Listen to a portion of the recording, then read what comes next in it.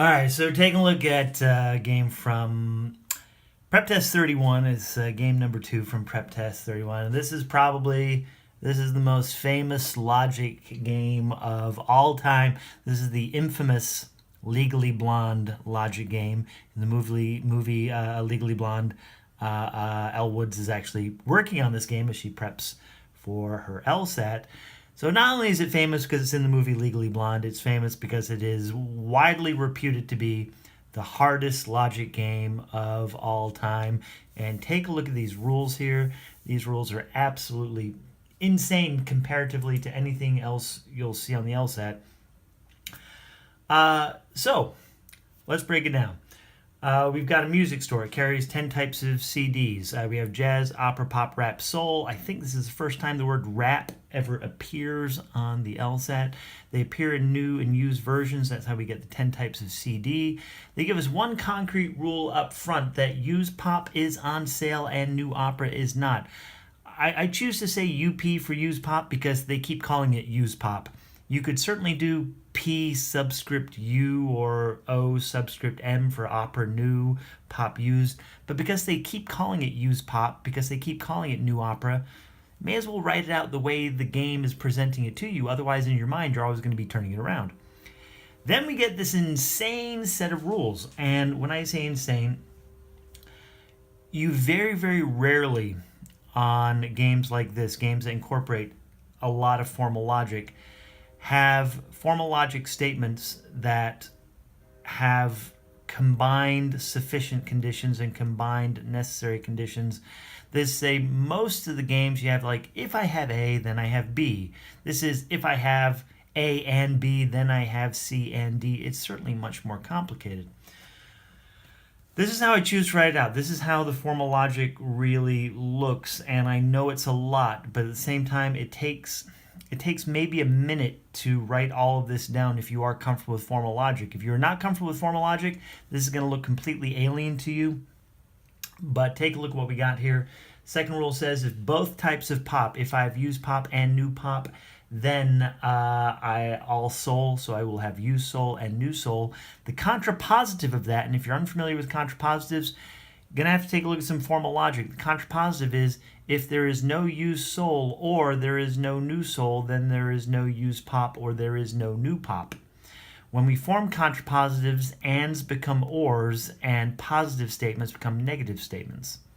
Again, if this is your first exposure to formal logic, you're going to have to do a little bit of a deep dive into formal logic before you can be comfortable with this kind of material, but it becomes second nature eventually. You know, so much of the LSAT is predicated upon formal logic. Roughly 35-40% of the questions contain some form of formal logic. If both types of jazz are on sale, if we have used jazz, new jazz, then we don't have any rap, no used rap, and no new rap. Contrapositive, again, the negative becomes positive, the and becomes an or. If we have used rap or new rap, then we do not have used jazz or new jazz. Then if both types of jazz are not on sale, neither types of jazz on sale, no used jazz and no new jazz, then we have new pop. If we don't have new pop, then we'll have used jazz or new jazz. And finally, if either type of rap is on sale, if we have used rap or new rap, then we do not have any soul, no new soul and no used soul. And if we did have used soul or new soul, then we will not have any rap. Like I say, this game is absolutely, it's like batshit crazy. I'm not gonna mince words. This is ludicrous. So, very few deductions we can make here. When we have formal logic, when the rules are based on formal logic, you can't really deduce things because they're all hypotheticals. They're all contingent statements. They're all if this, then that. You don't really know that anything's happened yet. There is one thing you can do, however, and it's based upon this first concrete statement that used pop is on sale. Used pop is always on sale. That's not a contingent statement. That's not formal logic. That's not a hypothetical. Which means this right here, if I don't have one of the souls, then I don't have used pop. Well, this thing can't happen. That has to be gone, which means if one of the souls is gone, then new pop is definitely off sale. And that has to be because if used pop is always on sale, even though we have a rule that indicates what would happen that maybe used pop is not on sale, it can't possibly exist. So we can knock that out. Very, very rarely do you have an opportunity to edit formal logic. This is, I don't want to say it's singular in the history of the LSAT, but it is certainly very, very unusual. All right. So if everything's formal logic, if you can't really make deductions, we have to jump into the questions. We jump into question number 7. Question number 7 is just the acceptability question. Which of the following could be a complete and accurate list? So we just use the rules for that. We start with our first rule that used pop is always on sale. New opera is not on sale. And we take a look at every rule. Answer choice A has used pop. Answer choice B has used pop. Answer choice C has used pop. Answer choice D has used pop. Answer choice E has used pop. They all have used pop. None of them have new opera. First rule doesn't eliminate anything. So we go to the second rule. If we have both types of pop, then we must have both types of soul. So we go through the answer choices once again, and we see answer choice D has both pops. It has new pop and used pop in answer choice D, which means it would have to have both souls, and guess what? It doesn't. Answer choice D is gone. Move on to the next rule. If we have both types of jazz, we cannot have any rap. Answer choice A does have both types of jazz, and it has new rap. That cannot be, so answer choice A is gone. Move on to the next rule. If we don't have any jazz, so we're down to B, C, and E at this point, and we take a look. Answer choice C does not have any jazz. Answer choice C has used opera, used pop, new rap, used rap, but it doesn't have any jazz. Because it doesn't have any jazz, it would have to have new pop, and guess what? Answer choice C does not have new pop. It is gone. Last rule, and we're down to B or E. If we have either type of rap, then we can't have any soul. Answer choice B has used rap, but it also has new soul. That can't be. Rule by rule by rule, you end up on answer choice E. It cannot fail. How often does this work? 100% of the time. The acceptability question, you always solve with the rules. No worries. On to question number 8. Question number 8 is an if question. An if question means we make a new sketch. And here's what our new sketch is going to look like. We're going to write out all of our elements. And we're going to incorporate the elements we know about. For instance, we know that used pop is always on sale. New opera is not on sale. Slash things out to indicate they're gone. Circle them to indicate that they're there. Some people call these in-out games. You can see circled or not or slashed out. Some people call these games of selection. They have different names, but basically things are either chosen or not chosen. Used pop is always chosen. New opera is always not chosen. And there are dozens and dozens of these games on the LSAT. Over the history of the LSAT, at least 50 of these games, probably the second most common type of game after sequencing games, ordering games, putting stuff in order. So this is what we start with. Then question 8 gives us new information that new soul is not on sale. So we cross out new soul and it asks us what must be true. Must be true question. Something's going to be forced into the sketch. We're not going to have to make a choice. So we go to our rules and find out, well, what happens if I don't have new soul? If I don't have new soul, according to this rule, then I don't have new pop. So I can cross out new pop. What happens if I don't have new pop? Then I have one of the jazzes, but I don't know which jazz because it says I have used jazz or new jazz, and that's a choice. Now this is a must be true question. Must be true questions don't make you make choices. They're just things that happen, which means we're at a logical dead end. We have to stop, and we're looking for something that must be true. Answer choice E says at least one type of pop is not on sale. That is true. At least one type of pop is not on sale. New pop is not on sale. And we have the answer. And question 8 has to be E. On to question number 9. Both types of jazz are on sale. Again, we got used, news, jazz, opera, pop, rap, soul, jazz, opera, pop, rap, soul. There's a rap. And we add in the things we know about. The used pop is on sale. New opera is not. Goodbye, new opera. And then we add in the new information, both types of jazz. Circle both types of jazz.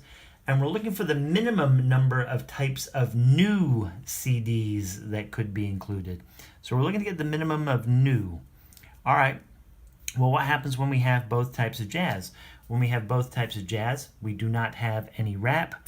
Let us get rid of the rap. What happens when we don't have rap? Well, take a look down here. We don't have any rules that say what happens when we don't have rap. We have rules that say what happens when we do have rap, but not rules that say what happens when we don't have rap. So we're already at a logical dead end. Now, this question is specifically asking us, what's the minimum number of types of new CD? We can't just say one right now because new pop and new soul are still possibilities. We want to try to get rid of them without having any negative consequences. So what would happen if I did eliminate new pop?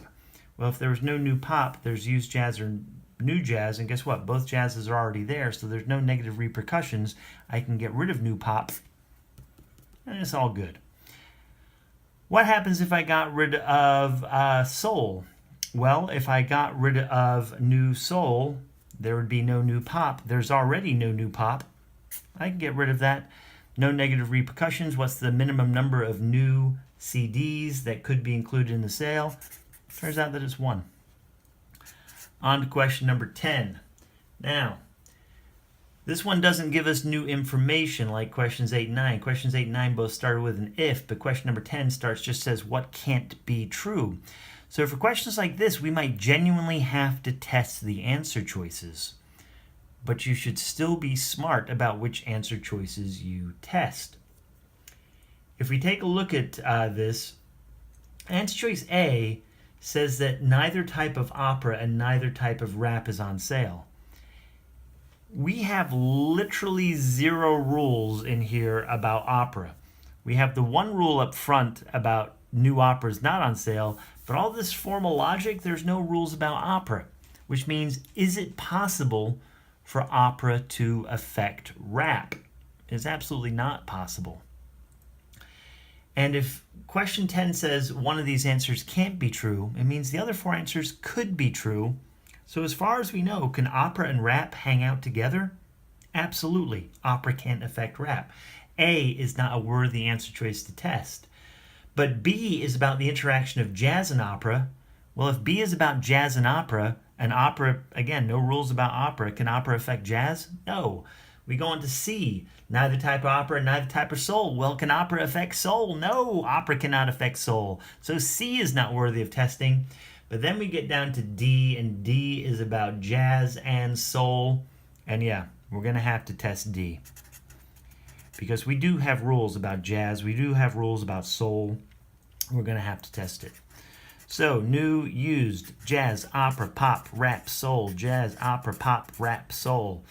Remember, we have to add in the things from the beginning, that there is used pop, that there is no new opera. We slash that out. And here in D, we're having neither type of jazz. Both jazzes are gone. Neither type of soul. Both souls are gone. Well, what happens when I have no jazz? Well, if I have no jazz, then I have new pop. What happens if I have new pop? Well, if I have used pop and new pop, then I have used soul and new soul. And guess what?